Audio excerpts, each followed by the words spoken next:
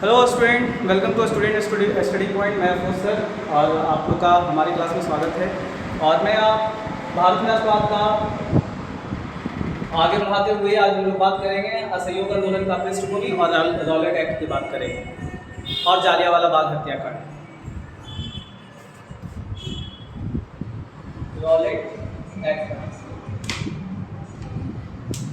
देखिए, रूसी क्रांति और भारत में जो क्रांतिकारी हो रहा था उसे ब्रिटिश जो था आशंकित था, उससे डरा हुआ।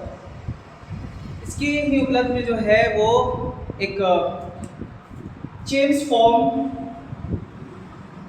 फोर्ड जो होते हैं वो रॉलेट नाम था, रॉलेट सिडनी, उसकी अध्यक्षता में एक समिति का गठन करता है। 1917 में एक समिति का गठन करता है और ये समिति जो है वो अपना एक रिपोर्ट जो है वो रखता है और इसमें कुछ सुझाव देते हैं जिसमें वो पुलिस को असीम शक्ति देने की बात करते हैं और कहते हैं कि अगर शक है या फिर वो कोई क्रांतिकारी गतिविधियों में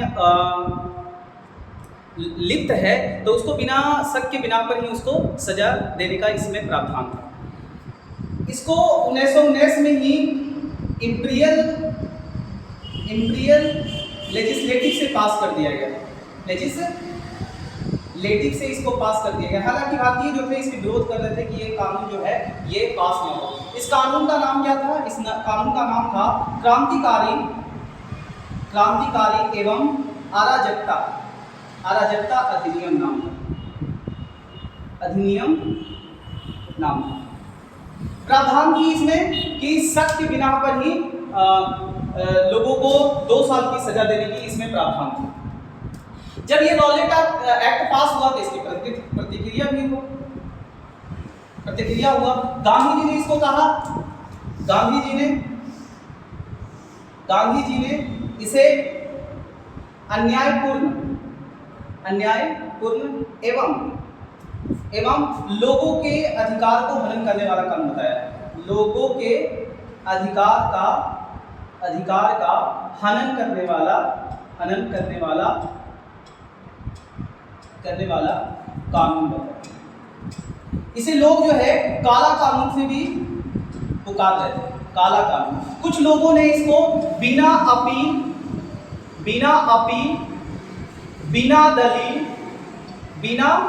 दलील और बिना वकील का कानून भी कहकर बुला रहे थे। बिना वकील का कानून कह रहे थे। अच्छा, इसके पूरे भारत में जो है एक रॉलेट समिति बनाया गया और इसमें आपको बताया था कि महात्मा गांधी जो है ये इसी सत्याग्रह से जो है सत्याग्रह जो पूरे कह सकते हैं कि पूरे भारतीय स्तर पर जो है इसका सत्याग्रह का यहाँ पे ये महात्मा गांधी जो है वो लॉन्च किए थे। और इनसे तो यहाँ पे रॉलेट एक्ट के विरोध में जो है ना एक रॉलेट एक्ट के विरोध में जो है रॉलेट एक्ट समिति बनती है और इसका जगह जगह विरोध किया जाता है। और ये 6 अप्रैल 1919 को जगह जगह विरोध में लगता है। 9 अप्रैल जो है जैसे दिल्ली में, अमृतसर, अहमदाबाद, यहाँ जगह जगह लोग जो है इसको विरोध प्रदर्शन कर रहे थे, इसको काला कानून करके पुकार रहे थे और जगह जगह इसको विरोध प्रदर्शन देखने को मिला। 9 अप्रैल को जो है 1919 को ये अमृतसर में 9 अप्रैल को अमृतसर में जो है जिसका नेतृत्व कर रहे थे। 9 अप्रैल के दिन कौन सा दिन था? तो रामनवमी था, रामनवमी है ना। किसके नेतृत्व में? तो डॉक्टर सत्यपाल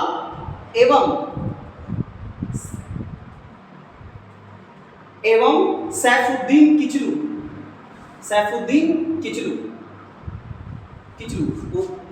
वहां के स्थानीय नेता था। ठीक है। और इस प्रदर्शन, विरोध प्रदर्शन का वो नेतृत्व कर रहे थे।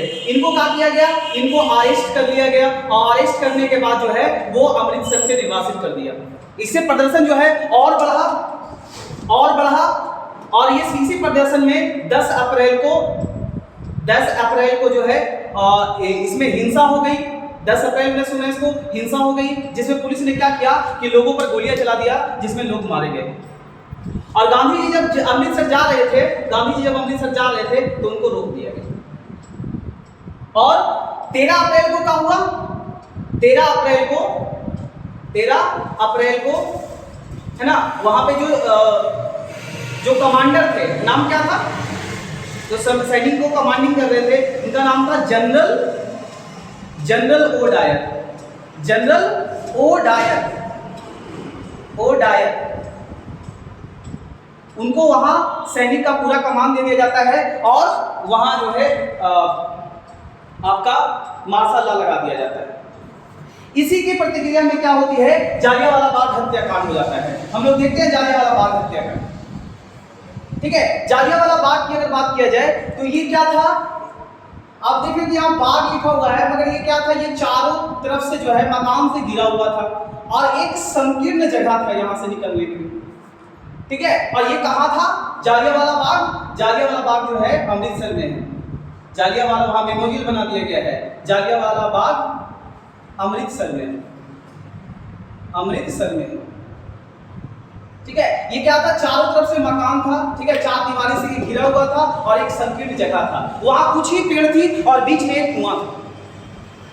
क्या होता है कि 13 अप्रैल को लोग जो है, 13 अप्रैल को बहुत सारे लोगों को मालूम भी नहीं था, ठीक है, कि वहां जो है वो सैनिक कानून है, वहां जो है एक सैनिक कानून है, बहुत सारे लोगों को नहीं मालूम था। तो जगह जगह से जो लोग जो थे वहां पर 13 अप्रैल को बैसाखी का त्यौहार मनाने के लिए वहां पे इकट्ठे हुए थे। बैसाखी का त्यौहार मनाने के लिए ठीक है। और कुछ लोग इसलिए भी इकट्ठे हुए थे क्योंकि जो डॉक्टर सत्यपाल और सैफुद्दीन किचलू का जो वहां के जो मुख्य नेता था, ठीक है, उसके अरेस्ट को लेकर विरोध प्रदर्शन करने के लिए भी, क्योंकि वहां सैनिक कानून लगाने के बावजूद भी वहां पे विरोध प्रदर्शन हो रहा था, तो यहाँ के मुख्य नेता को अरेस्ट कर दिया गया था। उसका विरोध प्रदर्शन करने के लिए भी बहुत सारे लोग वहां पे इकट्ठे हुआ था। संध्या के समय, संध्या काल में जनरल डायर, याद रखिएगा, जनरल डायर वहां पहुंचता है और बिना चेतावनी के वो क्या करता है, वो दोनों तरफ से ये जो रास्ता था उसको ब्लॉक कर दिया जाता है और दोनों तरफ से जो है अंधाधुंध गोलियां चलाने का आदेश दे देता है, जिसमें लगभग 10 मिनट तक 1600 राउंड गोली चलता है, जिसमें सैकड़ों लोग क्या होते हैं, सैकड़ों लोग की हत्याएं कर दी जाती हैं, ठीक है। और इसके बाद भी जो है वो उसका दिल जो है नहीं पिघलता है। लोग जो देखिए यहाँ पे कितना क्रूरता किया गया था, उन लोगों को जो है वहां पे लोग जो थे वो अपने जान बचाने के लिए इधर उधर भाग रहे थे तो भगदड़ सा मच गया। लोग जो है वो बहुत सारे लोग दबकर मर गए, भगदड़ की वजह से मर गए। बहुत सारे लोग जो था कुएं में कूद गया, एक के ऊपर एक कूदने की वजह से क्या हो गया, बहुत सारे लोग उसमें भी उसकी मौत हो गई। सैकड़ों की संख्याओं में लोग वहां पे मारे गए। अब इसका क्या हुआ, अब जगह जगह जो है इसका प्रतिक्रिया हुआ, विरोध प्रदर्शन होने लगा। लोग क्या किया कि जितनी भी सरकारी चीजें थी, जैसे रेलवे जो ऑफिस था और जो डाकघर था, वो सभी में तोड़फोड़ करना शुरू कर दिया। सरकार ने भी जो है अपना बेरुखी रवैया अपनाता है और लोगों को सजा देने का काम करता है। लोगों को जो लोग पकड़े जाते थे उसको जूते पर नाक रगड़वाता था और थूक को चटवाता था। तो यहाँ पे क्या हो रहा है, यहाँ पे एक बहुत ही हृदय विदारक जो है यहाँ पे एक घटना देखने को मिलती है, ठीक है। इसी की प्रतिक्रिया में है कांग्रेस ने भी एक जांच समिति का गठन करता है और जो है और अंग्रेजों द्वारा है, ये याद रखिएगा, ये समिति के बारे में आप याद रखिएगा, हंटर समिति, एग्जाम में पूछे जाते हैं, है ना, कि किसकी जांच के लिए जो है हंटर समिति का गठन किया गया था। कांग्रेस का जो समिति गठन किया था उसमें जो है जनरल डायर को सजा देने की बात किया गया था, दंडित करने का बात किया गया था। हंटर समिति ने लगभग बोला था कि 1000 लोग मारे गए, मगर ऐसा नहीं था। बहुत सारे लोग जो है उस घटना में, इस घटना में, हृदय विदारक घटना में बहुत सारे लोग मारे गए। ठीक है, इसी के प्रतिक्रिया में क्या है कि महात्मा गांधी का जो, ये याद रखिएगा एग्जाम में आ सकता है कि कैसरी हिंद की उपाधि जो है महात्मा गांधी कब लौटा दिया गया था। आपको बताया था जब 9 जनवरी 1915 को महात्मा गांधी जी जब साउथ अफ्रीका से लौटे थे तो उनको कैसरी हिंद की उपाधि से नवाजा गया था, कैसरी हिंद की उपाधि दिया गया था। और इस महात्मा गांधी जब ऐसी घटना हो जाती है तो महात्मा गांधी अपने कैसरी हिंद को, महात्मा गांधी कैसरी हिंद को वापस कर देते हैं, लौटा देते हैं। इसके साथ साथ आपका ये रविंद्रनाथ टैगोर थे, रविंद्रनाथ टैगोर वो भी जो है वो अपनी सर की उपाधि को लौटा देते हैं। और जो वाइसराय की कार्यकारिणी के सदस्य थे, कौन थे? कार्यकारिणी सदस्य शंकर नायर, वो भी क्या करते हैं? इस्तीफा दे देते हैं। शंकर नायर वो त्याग पत्र दे देते हैं। ठीक है, और महात्मा गांधी का इससे विपरीत प्रतिक्रिया आया। उन्होंने क्या किया? 18 अप्रैल 1919 को क्या किए? उन्होंने इस आंदोलन को, इस सत्याग्रह को, जो रॉलेट एक्ट सत्याग्रह के नाम से जाना जाता है, इस आंदोलन को वो वापस ले लिए। इस आंदोलन को क्या किए? वो वापस ले लिए।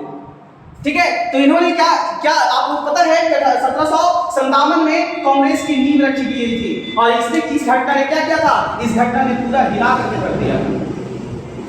इस घटना ने पूरे अंग्रेजी सरकार को हिला करके रख दिया था और इसको जो है देश विदेश में अलग अलग प्रतिक्रिया आ रही थी, क्योंकि जब जनरल डायर को वहां वापस बुला दिया गया था तो वहां उसको और प्रशंसा की गई थी और उसको सम्मानित किया गया था।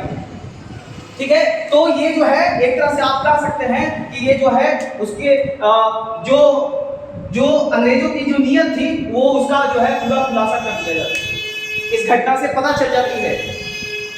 ठीक है, इसके बाद हम लोग क्या देखेंगे? इसके बाद जो है वो खिलाफत आंदोलन देखेंगे।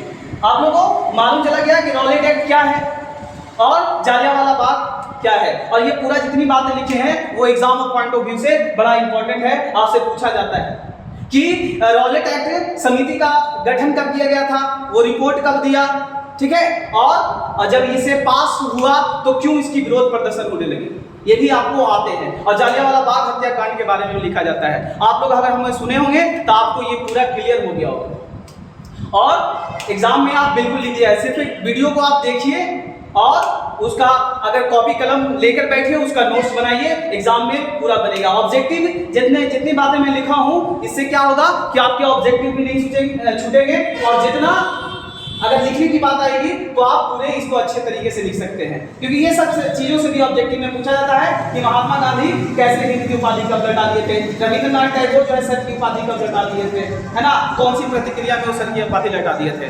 आप वीडियो को लगातार देखते रहे, हमसे जुड़े रहे और हम लोग लगातार मेहनत कर रहे हैं, क्योंकि मेहनत से ही सफलता की राह तय होती है और लगातार हम लोग बने हुए हैं और लगातार मेहनत कर रहे हैं और इसका जो है परिणाम जो है आपको एग्जाम के वक्त देखने को मिलेगा।